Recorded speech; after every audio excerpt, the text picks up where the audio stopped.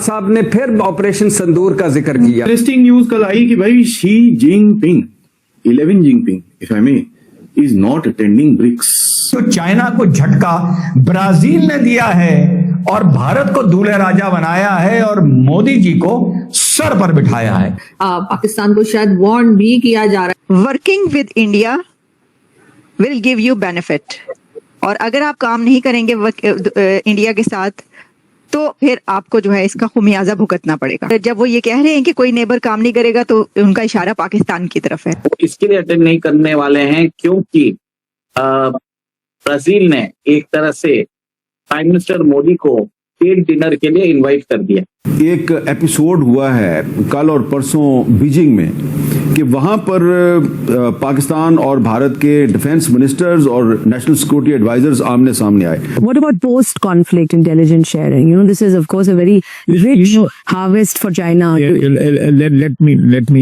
You know, these days the countries which are close to each other, strategically speaking, they do share, intelligence. It's very normal if we are sharing any information which we have, which can threaten us or the Chinese, because Chinese also have problems with India. India हमारे साथ ज्यादती कर रहा है, इनको समझाएं we are not in the business of terrorism. हमने बंद कर दी है। उस प्रेसिडेंशियल डिनर में, उस राजकीय भोज में जो मुख्य अतिथि बनाए गए हैं वो ब्राजील ने घोषणा की है कि वो माने भारत के प्रधानमंत्री माने नरेंद्र मोदी जी बनाए गए हैं। हम लाते हैं टॉक शोज और अनलिमिटेड एंटरटेनमेंट सिर्फ YouTube पर। अगर आपने अभी तक हमारा चैनल सब्सक्राइब नहीं किया तो अभी सब्सक्राइब करें और बेल आइकॉन को क्लिक करके हमारी लेटेस्ट वीडियोस के बारे में अपडेट जानें। ब्रिक्स समिट अभी ब्राजील में होने वाली है। इस साल जो प्रेसिडेंसी है वो ब्राजील की है और जुलाई 6 और 7 को होने वाली है। और उसके अंदर ब्रिक्स के अलावा जो 5 नए मेंबर हैं जिनको ब्रिक्स प्लस बोला जाता है, उसमें यूएई है, ईरान है, इंडोनेशिया है, इथियोपिया है और इजिप्ट है। और ये 5 नए मेंबर्स अभी लास्ट ईयर ही हमने देखे थे, उनको इंडक्ट किया गया। और अब ब्रिक्स का जो ग्लोबल जीडीपी में जो स्थान है वो 37% है, 37 to 39% है। जबकि G7 जो वेस्टर्न देशों का एक कंबाइंड नेटवर्क है, उसका जो जीडीपी है दैट इज अराउंड 30%। तो राइट नाउ ऐसा है कि आप देखेंगे कि America is going to keep a very close watch on what's happening at the BRICS summit. अभी बताया जाता है कि ब्रिक्स समिट में first time in so many years Xi Jinping एक तरह से वो इस बार अटेंड नहीं करने वाला है। अब बताया जा रहा है कि वो इसके लिए अटेंड नहीं करने वाले हैं क्योंकि ब्राजील ने एक तरह से प्राइम मिनिस्टर मोदी को स्टेट डिनर के लिए इनवाइट कर दिया। अब आप भी देखेंगे कि prime minister Modi ji even after the BRICS summit Brazil में रहने वाले हैं और वो स्टेट विजिट करके वहां पे और भी बहुत सारे करार ब्राजील से करेंगे। आपको मालूम है कि जो ब्राजील के अभी करंट प्रेसिडेंट है लूला डी सिल्वा, उनका और डोनाल्ड ट्रंप का बहुत बड़ा 36 का आंकड़ा है। और आपने देखा है कि उन्होंने यूएस से एक तरह से फाइट कर चुके हैं और उन्होंने बोल दिया है कि अगर ट्रेड रिलेशंस हम आपके साथ नहीं करेंगे तो हम चाइना के साथ कर लेंगे। और इसी के भरोसे वो एक तरह से यूएस से फाइट ले रहे थे, बट चाइना जैसा चाइना है वो हमेशा एन मौके पे धोखा देता है। Working with India will give you benefit, और अगर आप काम नहीं करेंगे इंडिया के साथ तो फिर आपको जो है इसका खुमियाजा भुगतना पड़ेगा। कितनी सच्ची है उनकी ये बात? और जब वो ये कह रहे हैं कि कोई नेबर काम नहीं करेगा तो उनका इशारा पाकिस्तान की तरफ है। जी सर, ओवर टू यू।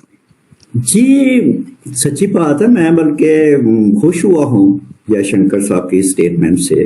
बिल्कुल जायज है, बिल्कुल सही है, सीधी सी बात है कि दुश्मनी करेंगे तो नुकसान उठाएंगे, दोस्ती में रहेंगे तो जाहिर है जिंदगी आपकी अच्छी हो जाएगी, आपकी खूबसूरत जिंदगी हो जाएगी। ये तो जी इस दुनिया का हार्ड एंड फास्ट रूल है ये। जो आपने बयान किया। हाँ, तो इसमें ये भी तो है ना जो उन्होंने बात की कि आप दुश्मनी करते रहे हैं तो जो कॉस्ट भी पे करते रहे हैं।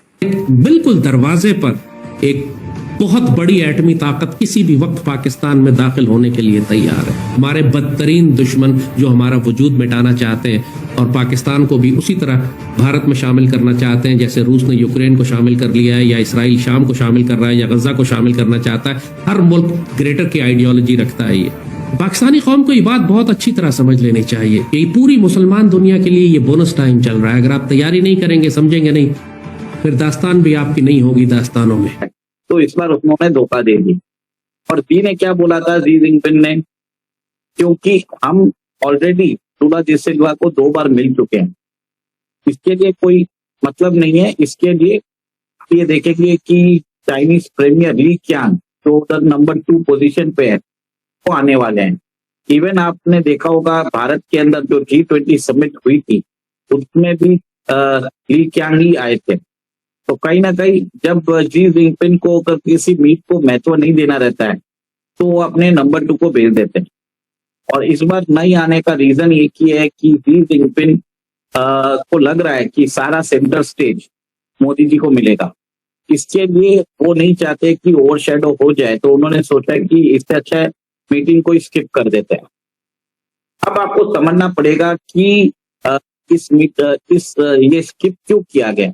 क्या रियल रीजन ये है कि वो मोदी जी से ओवरशैडो हो गए या ये न्यूज बनाई गई है। जैसे हमने पहले भी डिस्कस किया है, चाइना के अंदर बहुत बड़े प्रोजेक्ट्स चालू हो चुके हैं। इवन मार्क मोबियस ने भी बोला है कि शायद शी जिनपिंग के दिन बहुत कम हो गए हैं और वहां पे एक तरह से शी जिनपिंग के जो आर्मी जनरल्स है उनको पर्च किया जा रहा है, उनको इम्पोर्टेंट पोजीशन से हटा रहे हैं। और यहाँ तक ऐसे हैं उनके जो क्लोज एड थे जैसे वांग यी है, वो एक तरह से उन्होंने अपने आप को अलग कर लिया। चाइना के अंदर एक इंटेंस पावर स्ट्रगल हो रहा है क्योंकि शी जिनपिंग आपको मालूम है CCP के जनरल सेक्रेटरी है, प्रेसिडेंट ऑफ चाइना है, फिर चाइनीज मिलिट्री कमीशन के चेयरमैन भी है। ये तीनों पोजीशन एक ही आदमी को रहने से चाइना में बहुत बड़ा प्रॉब्लम चालू हो गए हैं। और इसके लिए जो डेप्यूटी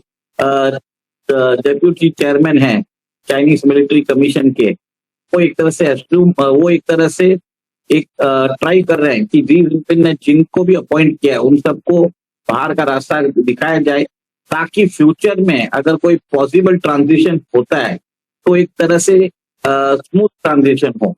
इसके लिए जो उनकी शक्ति है उनको हटाया जा रहा है।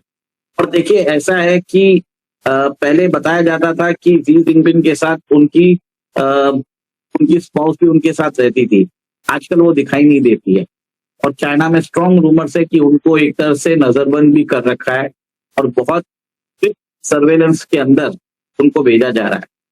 तो ये भी एक न्यूज है। देखिए अब चाइना के अंदर बताया जाता है कि जो खबर होती है वो एक्चुअली प्लांटेड होती है और जो रूमर्स होती है वो एक्चुअल खबर होती है।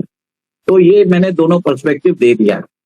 बट मैं आपको ये भी बताना चाहता हूँ कि जो ब्राजील के जो प्रीमियर है उन्होंने BRI की जो समिट हो रही थी BRI के अंदर उन्होंने चाइना का BRI रिफ्यूज कर दिया ज्वाइन करने के लिए। तो आपको ये वीडियो कैसा लगा कमेंट बॉक्स में जरूर लिखिए। इस वीडियो को लाइक कीजिए, शेयर कीजिए, सब्सक्राइब करना ना भूलिए आपके चैनल EFCZ को। मिलते हैं अगली वीडियो में। जय हिंद।